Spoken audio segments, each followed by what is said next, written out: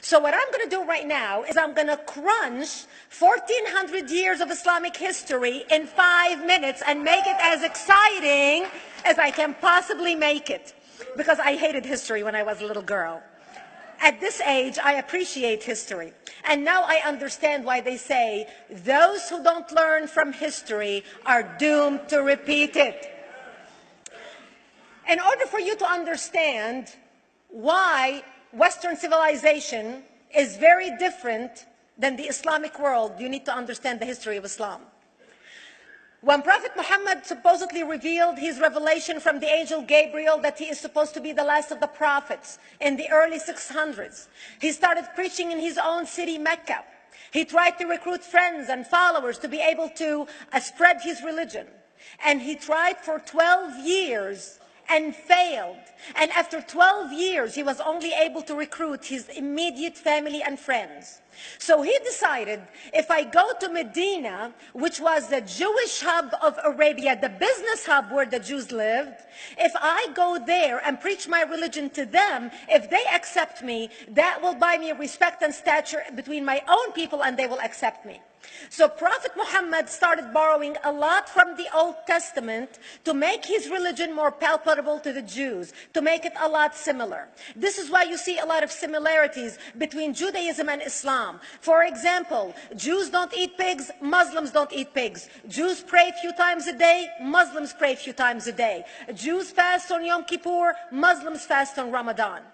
And this is why you started seeing a lot of good writing in the beginning of the Quran when Prophet Muhammad was saying all the good things about the people of the book. He took his message and went to Medina trying to recruit the Jews, talking about the people of the book, talking about how similar the two religions are. When they refused to accept him and follow him as the last of the prophet, that's when he turned against them and started killing them and started expelling them. That's when Islam went from a spiritual movement for the first 12 years of Islam into a political movement cloaked in religion after the year of the Hijrah, after Muhammad went to Medina and the Jews did not accept him.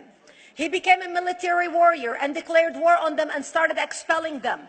Jews and Christians became dhimmi, or second-class citizens. They were only allowed to stay alive and not be killed only by paying the jizya, or the protection tax. So they had a choice: convert to Islam, or if you want to stay alive, you have to pay the jizya or protection tax, living as dhimmi in the Islamic nation.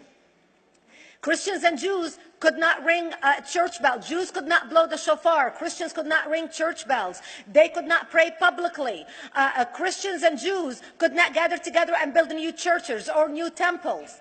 And the way they paid the jizya, or the protection tax, was in a monthly ceremony where they would get together downtown and the Jew would kneel on his knee and hand his goods to the mullah, who would take the goods as the price for buying the protection. And in many areas, Jews and Christians were given necklaces to wear as a receipt that they paid their jizya, or their protection tax. Jews considered najis under Islam. Najis is bodily fluid. Najis is garbage. Najis is dogs. Najis is dirty. So Christians and Jews were treated as second-class citizens. Islam continued to grow. As Islam grew, more people became dhimmi, or second-class citizens. Jews and Christians were given identifiable clothing. The yellow star, which was given to the Jews, that most people think is a German invention. It was actually an Islamic invention in the 9th century in Iraq by the second Khalif al-Mutawakkil of Iraq, who invented the yellow star for the Jews to be identified as they walked down the street. Because Jews were considered najis, if a Muslim man or a Jew walked on the same side of the street, the Jew had to cross the other side so the Muslim man can walk, so he's not dirtied by the filth of the Jew. Christians were given the zunnar, the belt, which most of you men are wearing right now. That was an Islamic invention for the Christians. Islam continued to grow. They went all the way to Jerusalem. They conquered Jerusalem. Christians couldn't ring their church bells in Jerusalem. The Pope in Rome in 1090 told the Christians, how could you sit idly by and allow your brethren to suffer like this in the Holy Land? You need to go liberate the Christians. You need to go help the Christians. That's why the Crusaders were launched. The Crusaders were not launched because they just felt like waking up in the morning and going and converting a bunch of Muslims or beheading them. The Crusaders were launched to liberate Jerusalem. And they were able to liberate Jerusalem for less than 100 years before Salah ad-Din al-Ayyubi, Saladin, took it back, and Jerusalem remained under Islamic control until 1967, when the State of Israel liberated Jerusalem, where Christians, Jews, and Muslims could pray under the same sky.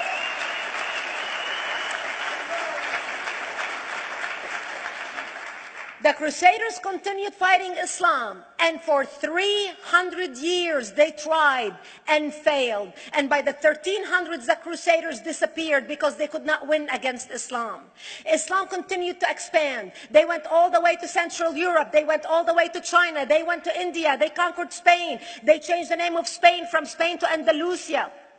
And they started, as they advanced, as they conquered more nations, more people paid the jizya, or the protection tax. And this is how the Islamic Empire grew. It went all the way until they was stopped at the gates of Vienna on 9/11. 9/11 is not a date that Osama bin Laden just picked out of a hat. 9/11 is a symbolic date in the Islamic calendar. By the 1600s, Islam had covered more of the earth's surface than the Roman Empire did at its peak. Between the 1600s and the 1800s, the Europeans were experiencing the European Industrial Revolution, where the Europeans were able to invent products on factory lines, where they are able to make money and sell products, which gave them the money to build a strong army in order to fight the Muslims. And that's how they were able to stop them at the gates of Vienna on 9/11. The Europeans started the pushback against Islam. They pushed them out of Europe. They pushed them out of all the way to the Middle East and North Africa. By 1924, the Islamic Empire ended. In 1924, the Islamic Caliphate ended in Turkey by President Ataturk, who was a secularist. He ended the Islamic Empire, and he gave women rights to vote. He gave women a right to an education, a right to work, a right to choose a husband. He forbid women from wearing the hijab. He forbid men from wearing the beard. The Muslims hate him so much that they consider him a Jewish agent, because they believe that his mother in her bloodline was Jewish, and that was the influence on Ataturk. By the time the Islamic Empire, or the Islamic Caliphate, or the Islamic State ended in 1924, the Islamic Caliphate had existed for 1400 years, and it ended less than 100 years ago. By the time the Islamic Caliphate ended in 1924, 270 million people around the world were killed by Islam. 270 million. And we didn't have weapons of mass destruction, and there was nuclear weapons. All of these people were killed, butchered by the sword. The people in the world, less than 100 years ago, how many people knew this history? Please raise your hand. We in America have failed to educate our children about history. We in America failed to educate our population about history. Our children in high school, you take any 17, 16-year-old kid, 18-year-old kid, and ask them about World War II. They can't even tell you what happened in World War II. For them, it's ancient history, and we still have our World War II veteran walking among us. That's how little we know of history. Islam ended in 1924, the Caliphate. People thought the Caliphate will never be resurrected. The Caliphate will never come back. But two things happened in the Middle East in the last century that made the Islamists be able to resurrect the Caliphate. Number one is the discovery of oil in Saudi Arabia, which we were able to discover and were stupid enough to allow them to nationalize it. And the number two that happened was Ayatollah Khomeini coming to power in 1979. That gave the Islamists the money and also the spiritual covering in order to explode on the world stage. And people say, oh, well, the Wahhabis exported their Wahhabi radical religion. The Wahhabis are the name of Wahhab. They're not a different sect of Islam. They follow the authentic preaching of Prophet Muhammad, the way Prophet Muhammad lived and practiced his religion. This is why neither you or me or any infidel can step a foot in Mecca, because as far as they're concerned, we are filth. And as infidels, we're not allowed to step a foot, not President Obama and not anybody else. As a matter of fact, Al-Qaeda used to use Saudi Arabia and its success as an excuse to recruit members, as the example to show them how Allah has blessed Saudi Arabia because of the way they adhere to the tenets of Islam. And today we talk about ISIS. ISIS is not a new invention. ISIS resurrected the caliphate that ended less than 100 years ago. Except we are too ignorant and too uninformed to understand what ISIS is doing and why ISIS is succeeding.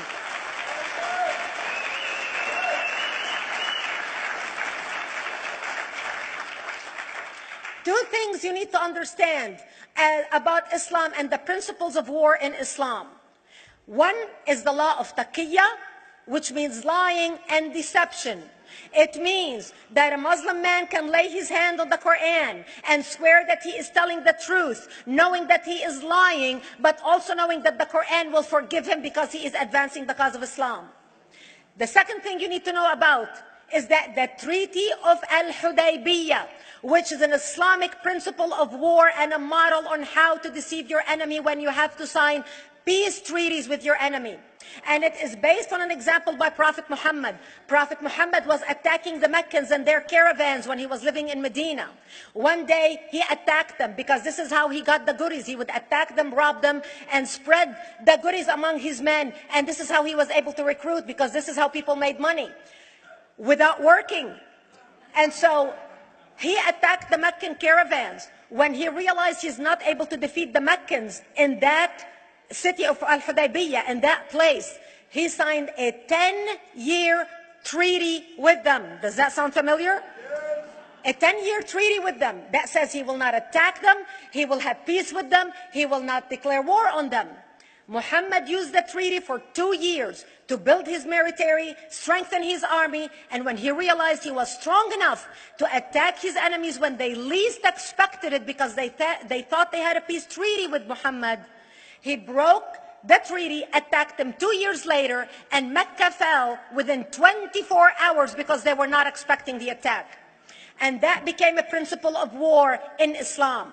And to give you an example of how that is practiced, this is why anything signed with Iran means nothing to them.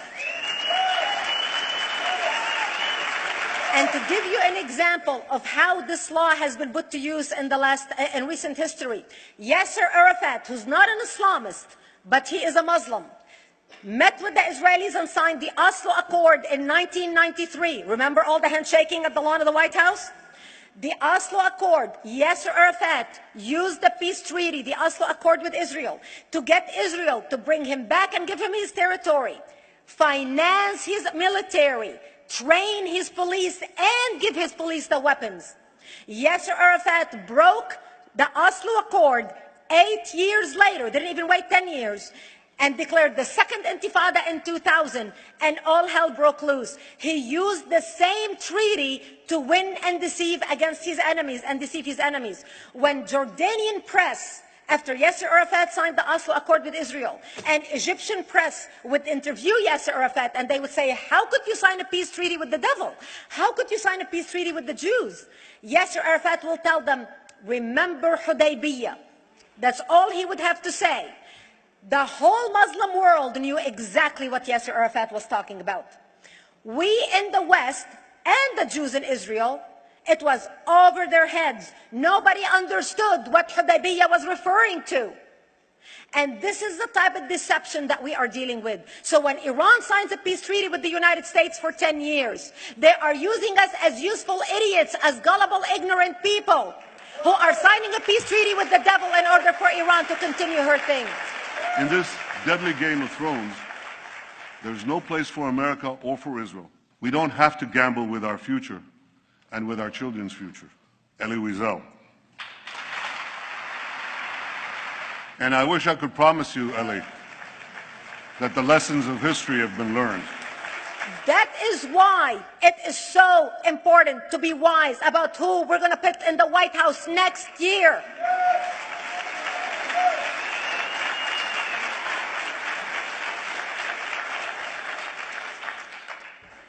This is why it is very important that whoever we're going to elect next year to office, that the next president be well informed about the history of radical Islam, understand our enemy, understand what ISIS is all about, understand what their end goal is. And this is exactly, people are wondering how come ISIS is having such success recruiting people from all over the world. They exploded all over the world.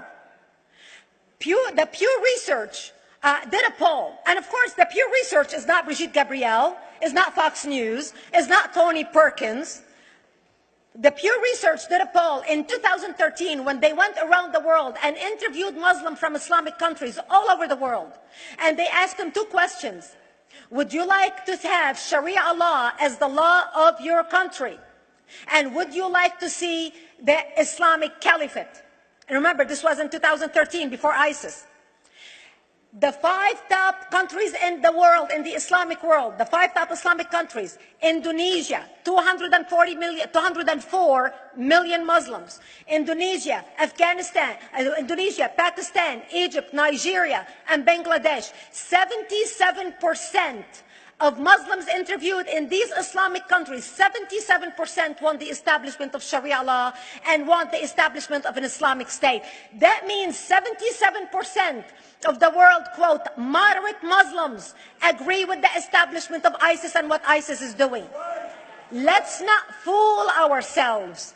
This is very important, that whoever we're going to elect is going to be somebody who is strong on national security, who's going to put America first, who's going to make America great again, who's going to send a strong message to the world. The minute he walks into office, whoever we elect, that the world is going to realize that this person you're not going to mess with, because he could care less about what you think, what the UN thinks, what the world thinks. They can all go to hell. We care about America and only the United States of America. I hope that we learn from the lessons of history, that we learn from the Elie Wiesels, from the Brigitte Gabriels, and many others who are warning America about what's to come. May God bless you one and all, and may God bless the United States of America. Thank you.